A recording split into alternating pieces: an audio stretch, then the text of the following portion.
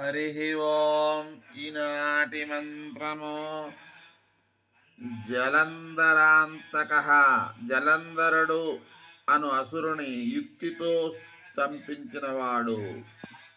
జలంధరుడు అనే అతను ఈశ్వరుని మీద దండయాత్ర చేసినప్పుడు ఆ జలంధరుని యొక్క భార్య అయినటువంటి బృందాదేవి అత్యంత పతివ్రత అవగా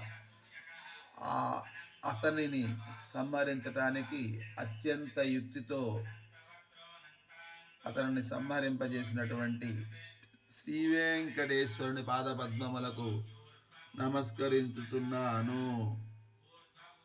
మంత్రపఠనం. ఓం